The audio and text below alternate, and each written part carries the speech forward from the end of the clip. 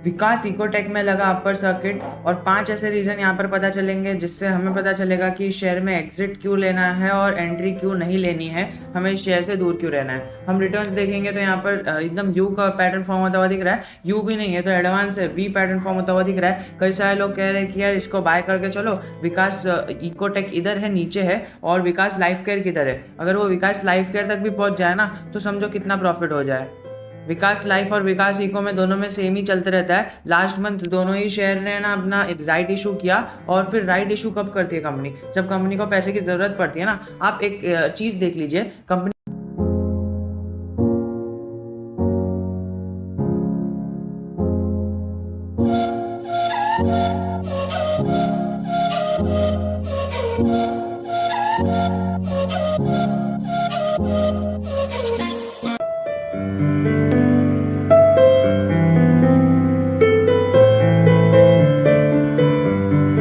को पैसे की ज़रूरत कितनी पड़ेगी। आप पहले यहाँ पर देखो, यहाँ पर एकदम प्रमोटर्स की होल्डिंग पे नज़र डालेंगे ना, प्रमोटर्स ने अपनी होल्डिंग 32% से ना 9% कर दी है। ये घटा घटा के इनको पैसे की जो ज़रूरत पड़ी थी वो सारी चीज़ें पूरी कर दी। ठीक है, वो सारी चीज़ें पूरी हो जाने के बाद भी इनके पास यहाँ पर पैसा कितना पड़ा है, नेट कैश फ्लो 0 पड़ा है। ओके, इतनी पैसे की ज़रूरत भी ख़त्म नहीं हुई। अब आप और देखिए, यहाँ पर इन्होंने अपना रिजर्व्स कितना कम नहीं किया है। ये मार्च 19 से 20 में थोड़ा बढ़ा दिया था, फिर देन थोड़ा सा कम किया है, कुछ 14 करोड़ यहाँ पर मायने नहीं रखता है। ठीक है, 100 करोड़ की है। बोरिंग्स देख सकते हो आप, मतलब राइट इशू करने के बाद भी बोरिंग्स तो यहाँ पर कम होती हुई नहीं दिख रही है हमें। हाँ, फिलहाल जो अभी जून क्वार्टर का रिजल्ट नहीं आया है, यहाँ पर जून क्वार्टर आएगा तभी पता चलेगा। लेकिन अगर हम यहाँ पर देखें ना, पहला रीज़न कोई भी कंपनी का है ना अपना हाई पर पहुंचाने के लिए उसका बिजनेस होता है। कई सारे लोग कह रहे हैं कि केमिकल सेक्टर में आ गया, जिस तरह विकास लाइफ अपना एफएमसीजी और इथेनॉल के बिजनेस में आया और बहुत सारे बिजनेसेस में आया, उसी तरह ये राइट इशू करके कई सारे बिजनेसेस में आएंगे। अरे पहले खुद का तो बिजनेस संभाल लो। यहाँ पर अगर आप देखोगे ना तो कोरोना कभी आया, मार्च 2020 में आया ना, तो यहाँ पर आप मार्च 2020 की पहले की सेल्स देखो, अगर आपको पता चलेगा ना, यहाँ पर मार्च 2020 के पहले यहाँ पर ये देखिए मार्च 2020 में हमें 36 की सेल्स दिख रही है।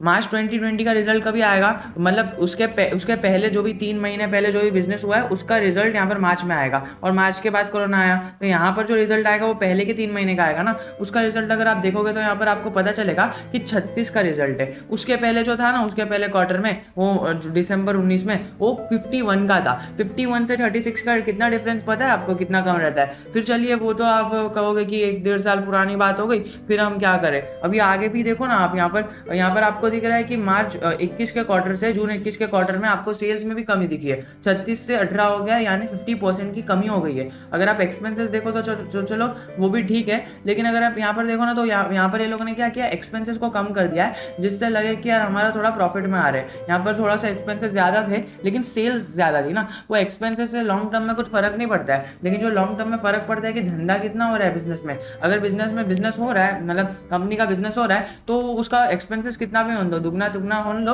लेकिन मैनेजमेंट अच्छा रहा तो वो एक्सपेंसेस कोप अप हो जाता है। बट जो मेन चीज कोप अप नहीं होती है ना, मतलब ये ऐसे ही करते हैं लोग, सेल्स अगर कम हो जाती है तो एक्सपेंसेस कम कर देते हैं, जिससे वो at the end of the day यहाँ पर ऑपरेटिंग प्रॉफिट हमें प्रॉफिट में दिख जाता है और हम खुश हो जाते हैं। यहाँ पर प्रॉफिट में जो जंप हो गया है, और यहाँ पर प्रॉफिट बिफोर टैक्स में भी जंप हो गया है, और यहाँ पर प्रॉफिट नेट प्रॉफिट में भी जंप हो गया है। मतलब पहले 11 करोड़ के नुकसान में था, अभी सिर्फ 4 ही करोड़ के नुकसान में है, 6 करोड़ भरपाई कर दिया। अरे भाई 6 करोड़ भरपाई नहीं किया, उसकी सेल्स ही नहीं हुई है। हमें ना इस कंपनी से मुझे क्यों दूर रहना है। देखिए हर एक का अलग अलग व्यू रहता है। अब कई सारे लोग, अभी आप कमेंट सेक्शन में आके कहोगे कि कुछ भी बोल रहा है, वीडियो फालतू है। देखिए मैं अपना व्यू रख रहा हूँ, आपको जो समझना है समझ लीजिए। अब देखिए सबसे पहले तो अगर आपको रिस्क लेना है ना, तो आप इस कंपनी में ज़रूर की ज़रूर एंटर हो जाइए, क्योंकि अगर देखिए अभी जो लोग कह रहे हैं और जिस तरह से बिजनेस कर रहा है ये, अगर इसका रिजल्ट आता है, अभी जो रिजल्ट आएगा ना इनका, वो रिजल्ट अगर अच्छा आ जाता है ना, तो स्टॉक को है ना एक ऊपर जाने का मूवमेंट मिल जाएगा। अगर आप देखोगे ना तो यहाँ पर डील कौन कर रहा है पता है, अल्फा लियोन जैसे है ना बड़े बड़े ऑपरेटर्स कर रहे हैं। आपको पता है अल्फा लियोन है ना पेनी स्टॉक्स में बहुत एक्टिवेट रहता है। आप किसी भी पेनी स्टॉक की बल्क डील उठा के देखो, अल्फा लियोन दिख जाएगा। और 5-6 ऑपरेटर्स है ना लगातार इसके अंदर बाइंग और सेलिंग किए जा रहे हैं, जिससे स्टॉक में यहाँ पर फर्क पड़े जा रहा है। अगर आप देखोगे एक महीने में कितना मतलब उतार चढ़ाव किया है, उतारा है, चढ़ाया है, पछाड़ा है। अगर आप देखोगे 1 जनवरी से, तो यहाँ पर देखो कितना, मतलब इसके अंदर ये आपको दिख रहा है ना, ये बल्क डीलिंग हुई है। ये आपको जो दिख रहा है ऊपर नीचे बहुत बड़ी डीलिंग होती है यहाँ पर। अगर अगर आप यहाँ पर 5 ईयर्स का भी देखो ना, तो 5 ईयर्स में भी आपको नेगेटिव में ही दिख रहा है। यहाँ पर हमें ऊपर उठता हुआ नहीं दिख रहा है, कोई बिजनेस नहीं हो रहा है, बस ये स्टॉक है ना ऊपर जा रहा है। और हमें ऐसा लग रहा है कि अपने ऑल टाइम हाई को टच कर लेगा, यानी 52 वीक हाई को टच कर लेगा, जिस तरह यहाँ पर हमें ये विकास लाइफ में दिखा था।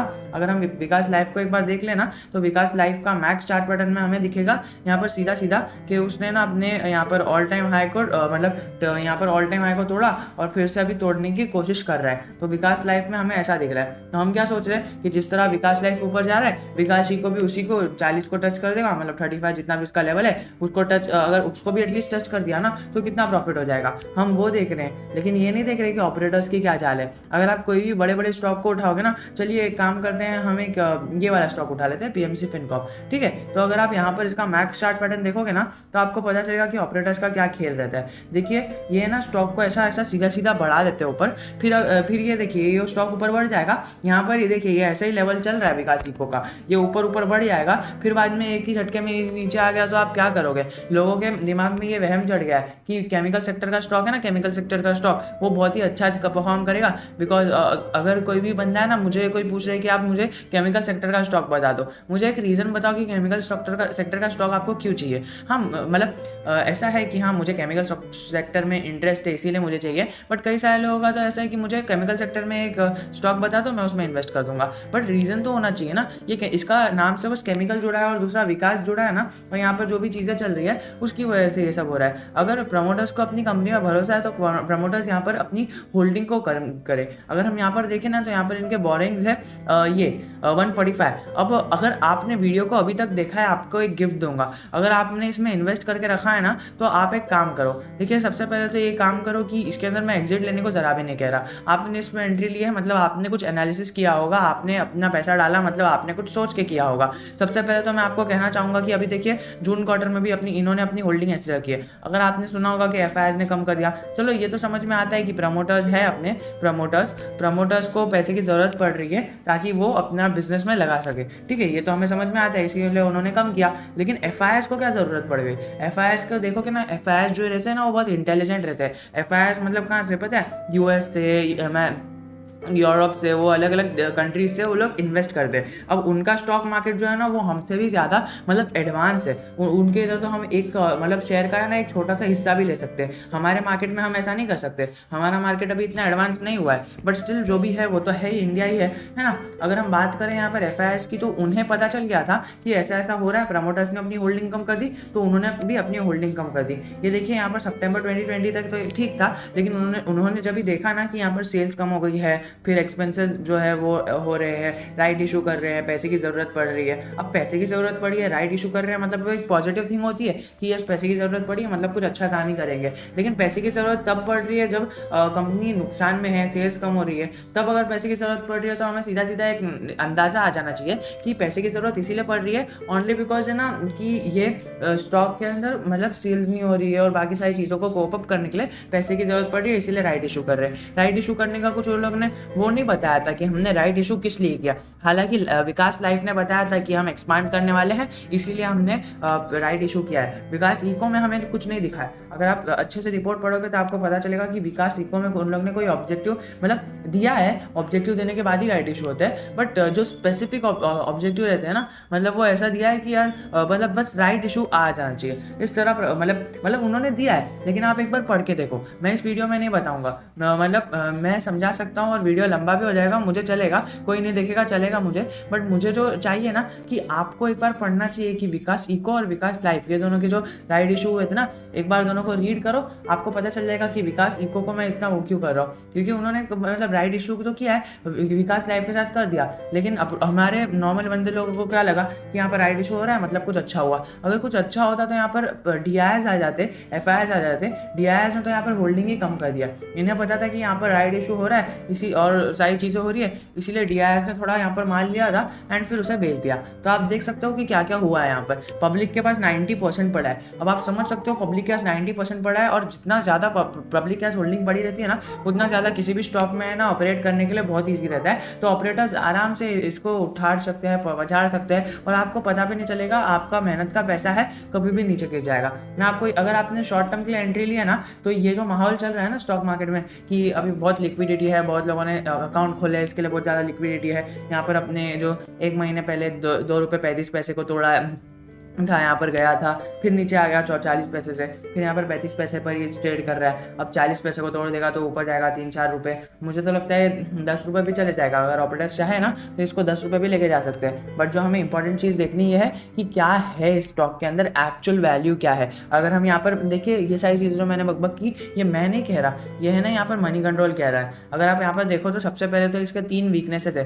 कि इसका जो interest payment compare to earnings, मतलब इसका जो इंटरेस्ट, मतलब इनके जो लोन में जो इंटरेस्ट मिलता है ना, अगर आप कोई भी लोन लेते हो तो उसका इंटरेस्ट मिलता है। अभी उनकी जो अर्निंग हो रही है, ठीक है, अर्निंग जो वो लोग कमा रहे हैं INR में, उससे ज़्यादा तो उन्हें भरना पड़ रहा है। तो वो सारी भरने की चीज़ें कहाँ से आएगी? प्रमोटर्स का माल बेच के आएगी ना, प्रमोटर्स की होल्डिंग बेच के ही वो लोग पैसा जमा करेंगे, क्योंकि अर्निंग तो इतनी हो नहीं रही है जिससे अपना लोन के इंटरेस्ट पे कर सके। तो प्रमोटर्स ने अपनी होल्डिंग बेच दी, बेच के 9% कर दिया। फिर 9% करने के बाद भी नहीं हुआ तो राइट इशू कर दिया इसके नाम पे कि हम आगे एक्सपांशन करने वाले हैं, और कंपनी के उस पर आगे लिखा है। और यहाँ पर देख रहे हो हर 3 साल से प्रमोटर्स की होल्डिंग डिक्रीज ही हो रही है। चलो कोरोना वायरस का हमें समझ में आता है कि कोरोना वायरस में ऐसा ऐसा ये हुआ था लॉकडाउन में, इसलिए प्रमोटर्स ने होल्डिंग डिक्रीज की। बट 3 साल, 2 साल हुए हैं ना, ज़्यादा से ज़्यादा चलो पकड़ो 2 साल हो गए।